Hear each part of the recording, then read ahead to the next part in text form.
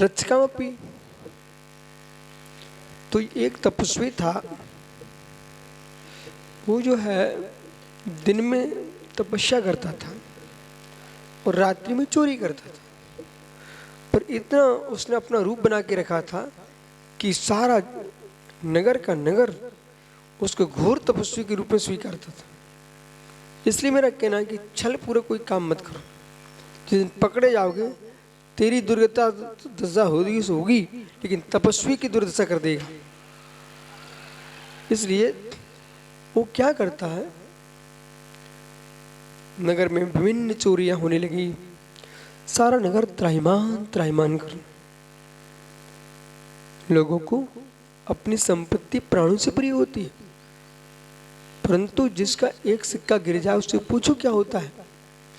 और आप लोग तो क्या है ना, आहार लेने गए, दूध गिरा रहे हो, बादाम पटक रहे हो, उनसे पूछो जिन गरीबों को नहीं मिलता, जो इतनी मेहनत करके तुम देखो घर छोड़ करके दूर दूर से चौके लगाने आए हैं, तो तुम्हारा दायित्व बनता है कि व्यर्थ में कोई सामग्री ना फेंके। सभी का दायित्व है, मतलब मुनिराज बन के ही रहें, मुनिराज बन के ही रहें, मुनिराज बन के ही रहें। ऐसा नहीं कि हम सम्राट बन गए हैं। क्या है सुब्रत साहब, वैसे लोग कितना प्रेम से बातें करते हैं, साधुओं की तो भाषा समती होती है, इनको तो और कितने अच्छे से बोलना चाहिए। क्यों रे, कौन है, कहाँ से आया, इस प्रकार की भाषा, ये तो निर्गंतों की भाषा कोई आचारांग सूत्र में नहीं लिखी।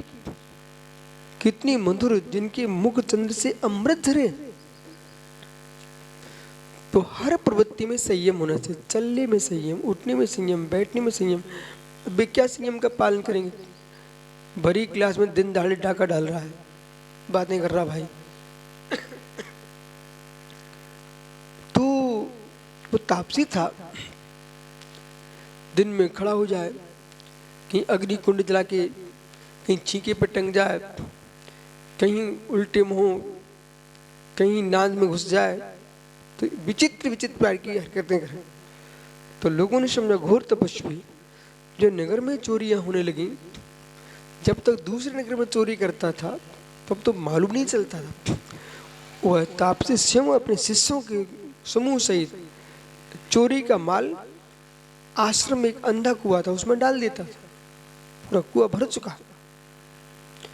जब नगर में चोरियां हुई ना, तो प्रजाजन सम्राट के पास गए, महाराज नगर में चोरियां हो रही हैं, चोर का मालूम नहीं चल रहा है। कोतवाल से कहा कि 7 दिन के अंदर तुम चोरी का पता करो, अन्यथा सबको फांसी दे दी जाएगी। कोतवाल परेशान, रात्रि में पहरा कर, कोई पता नहीं चले कहीं कहाँ कौन चोरी कर रहा है। एक वृद्ध आदमी था, उसने पूछा कोतवाल, तुम परेशान दिख रहे हो। बोले भाई परेशान तो ऐसा, हम लोग 7वें दिन सबको फांसी होना है, नगर में चोरी कर रहा है कोई व्यक्ति, लेकिन मालूम नहीं चल रहा है। उसने कहा तुम्हारे गांव को तापस्य क्या है, तपस्वी। बोले हाँ। बोले वही चोर है। बोले कैसी बात करते हो, वो चोर हो सकता है क्या। बोले आप परीक्षा कर लो, वही चोर है। बोले आपको इनाम दी जाएगी, मालूम करो।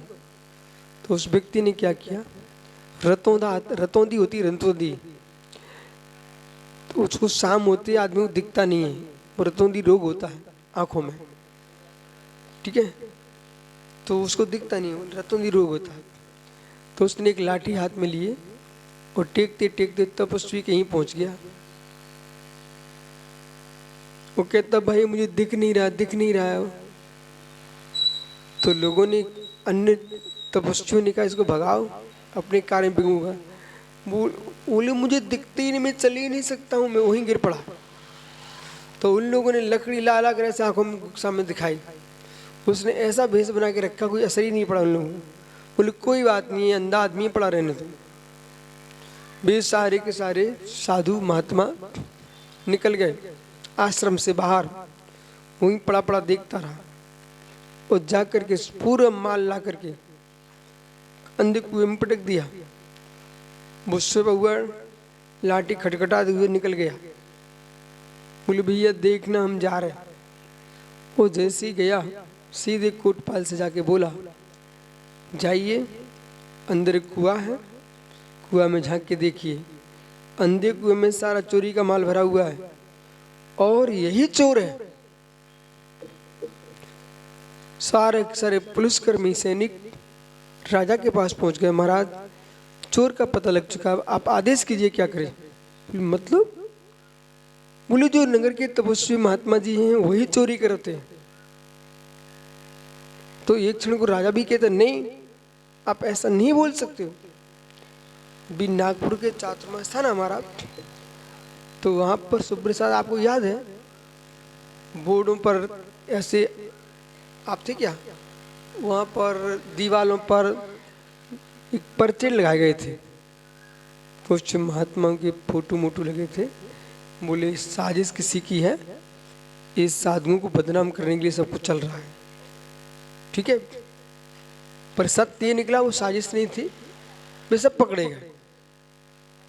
ठीक है, और संप्रति यह शासन संति तत्शासन मध्य एवं तस्करा भवन्ति विचारा भवन्ति, पकड़े गए सब।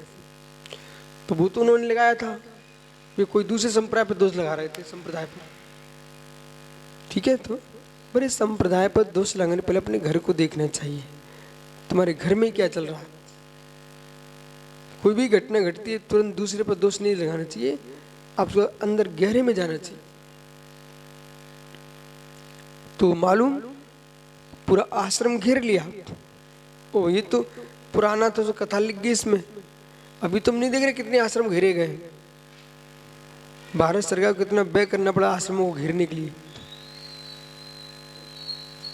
तो आश्रम घेर लिया, अंदर घुसे, अंधे कूप के जितना माल था बाहर निकाला गया।